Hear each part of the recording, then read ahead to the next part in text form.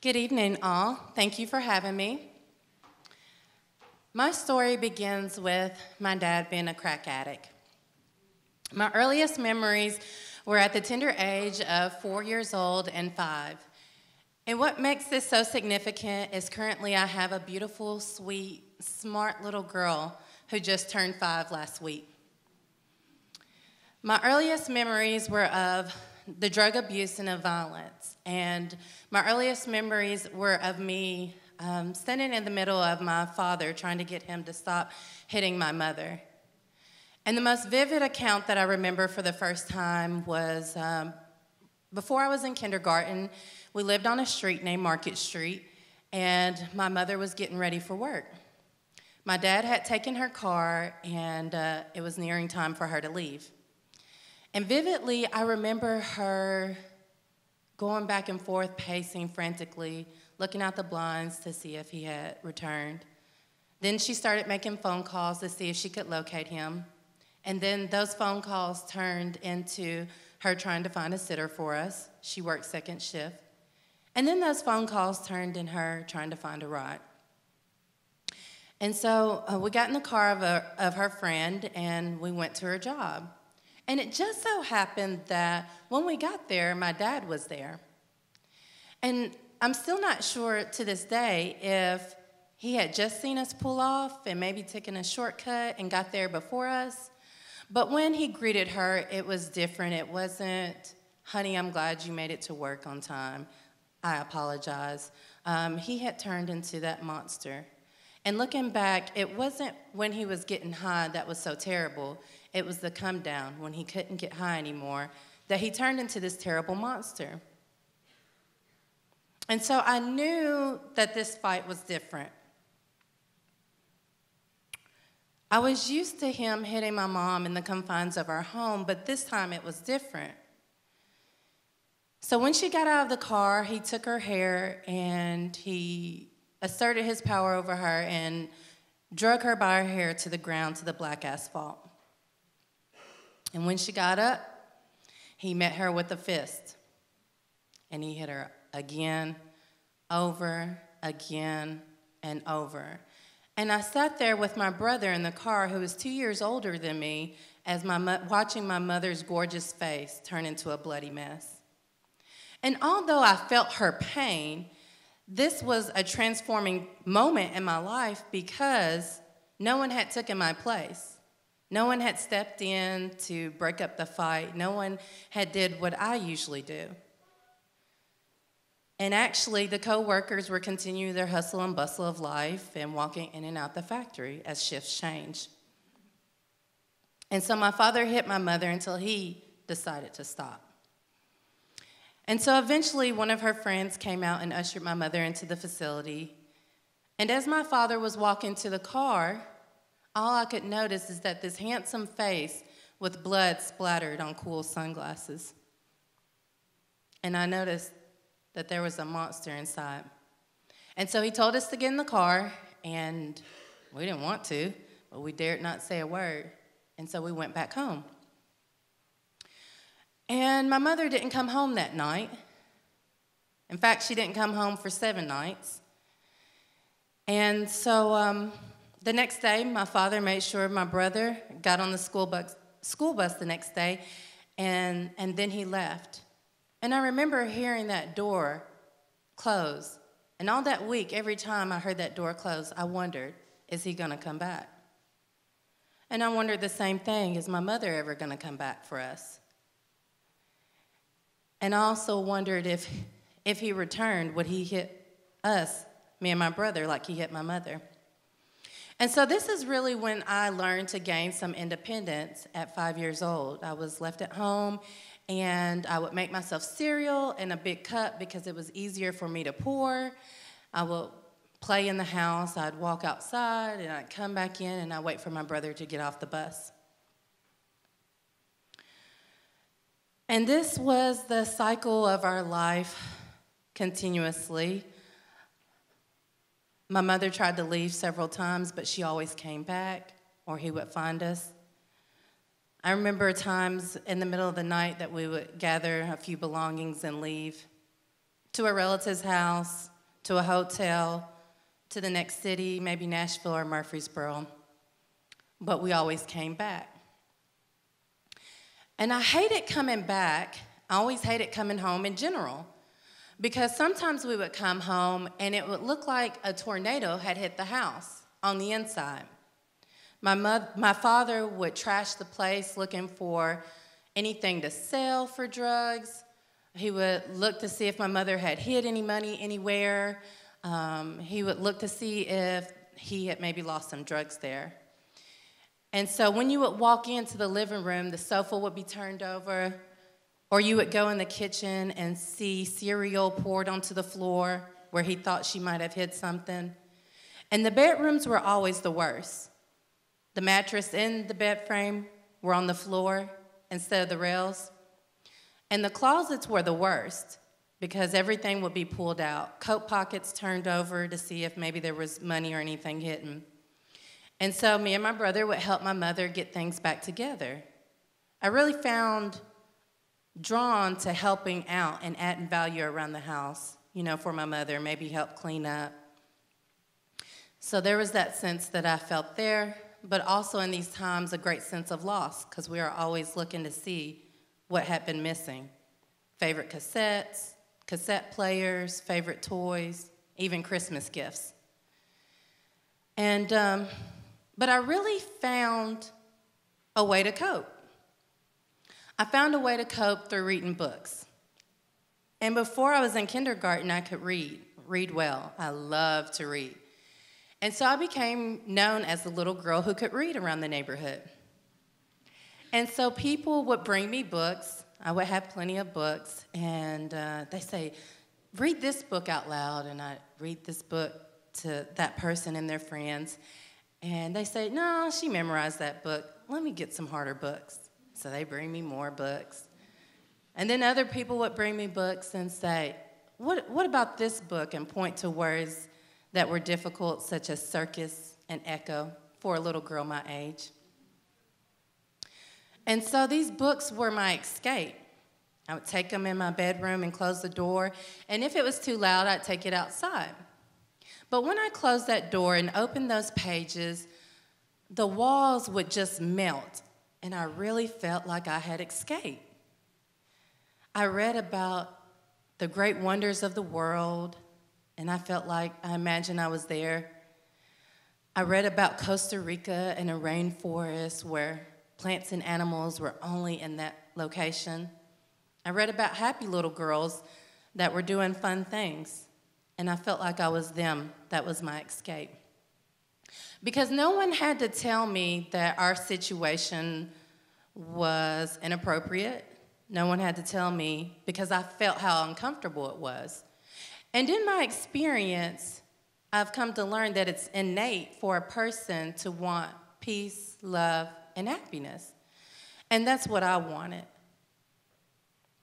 So we would try to leave several times, and every time we'd come back, I was disappointed and honestly disgusted.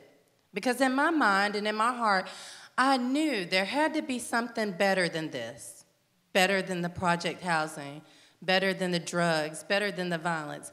Even though I hadn't seen anything else, I knew there had to be something better. And so my breaking point was when I was 15. I had just turned 15 because this was in January, and my birthday was at the end of December. And I was a freshman in high school, and I really learned how to take care of myself. Honestly, I got tired of wearing high waters to school or having holes in my coat or my shoes. And so I learned to make money doing babysitting and odd jobs such as that. I also wanted cool things that other kids had. Cell phone was the new phase. So I had my own cell phone.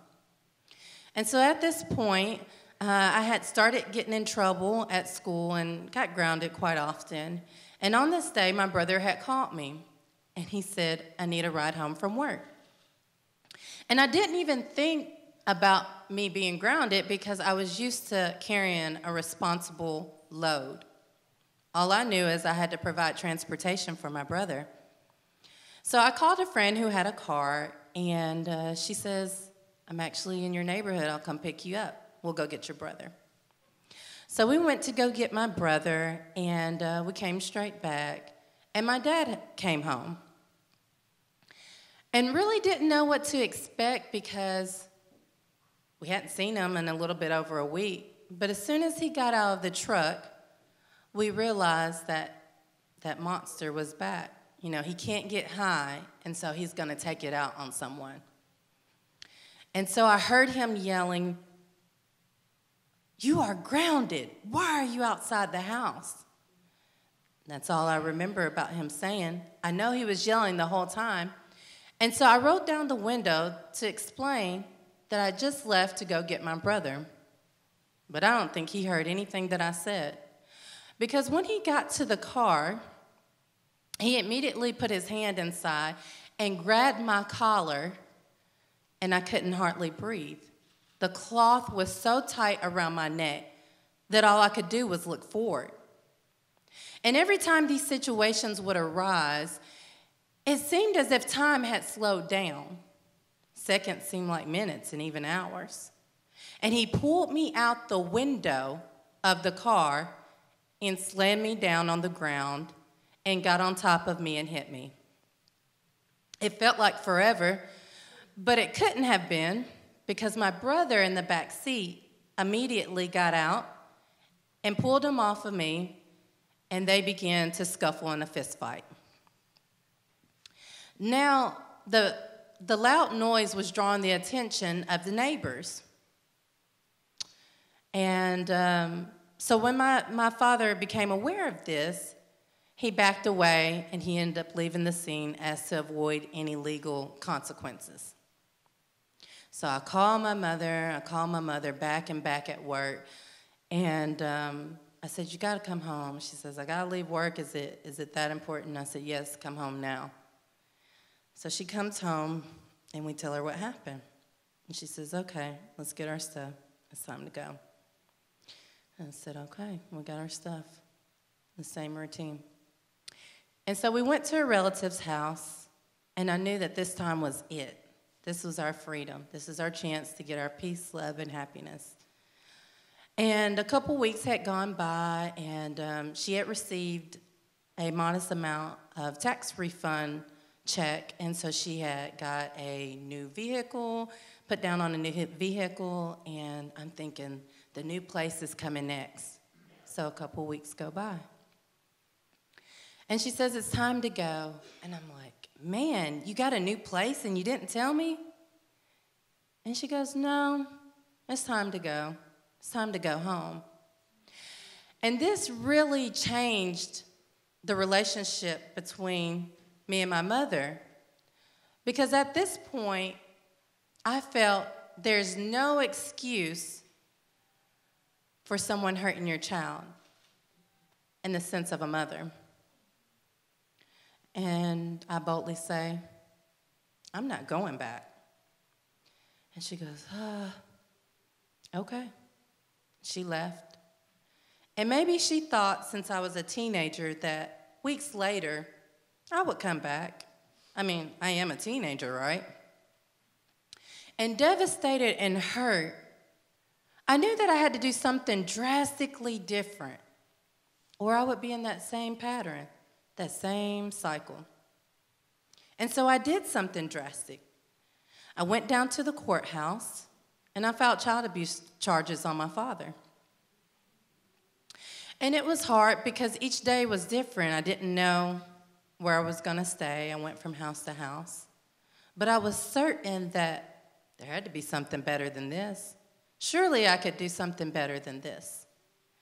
And so I went from house to house, and I started going to counseling. I had several free sessions. And all I remember telling the counselor is, "I can't go back. I won't go back. I can't go back. I can't go back." And she says, "You don't have to go back. You know what you want. You're responsible. You're mature. You don't have to go back." Baffled at her response, I'm thinking, "What do you mean?" She says, "When you go to court, tell the judge you want to become an emancipated minor." Emancipated who? What? Never heard of it. And she said, yes, as a teenager, you can live independently. And so some time goes by, and then the court date appears.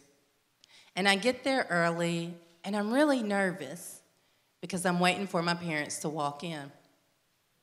I see my dad walk in first. We never make eye contact. And my mother never walks through the door. So as they call our case to the docket, I am extremely nervous. But I have my counselor there with me. And the lady that I was staying with at the time, she was there as well. But only the counselor could go to the stand with me. Judge asked me for the recount of the events. I tell him what happened. And he says, very well, I understand, but I will have to drop the charges. This is his first child abuse charge. And so the counselor speaks up in my defense. Excuse me, Judge. We have public record of his long history of domestic abuse against her mother. We have everything right here. And he says, yes, I understand that, but that's not child abuse. And imagine what I'm feeling then, terrified because my father is standing not far from me, very close proximity. But I speak up boldly. And I say, Judge, I don't want to go back home. I don't feel safe going home. I want to become an emancipated minor. And although the words rolled off my tongue so boldly, inside I felt so different. I mean, surely if this judge makes me go back, I'm saying all these things, what will my father do to me next? I mean, I had butterflies in my chest. I could feel my saliva thicken, heat just rising through my body. And again, at this moment, time slowed down. These seconds and minutes felt forever. And so the judge responds with, okay, you can live independently as long as you don't end up back in my courtroom. Freedom! So basically, he was telling me, keep your butt out of trouble. And so that's what I did. I didn't get in trouble anymore at school. I found a full-time job and worked full-time all through high school and got my high school diploma. I even went to college and graduated. And I continued with academic success, gaining many scholarships to fund my tuition, gaining awards and recognition for my leadership in the community, my good grades, and community involvement. So dreams do really come true. I made a better life for myself, and I got that peace, love, and happiness for me and my daughter. And that little girl, she really did see wonders around the world. In fact, over the summer, I went to China and climbed the Great Wall of China. I'm about to graduate next week with my master's in business administration.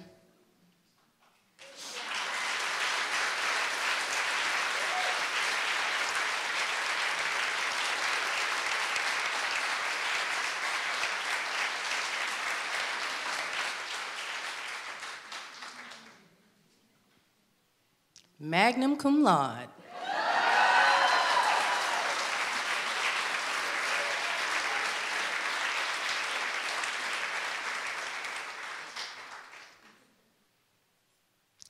And I did escape.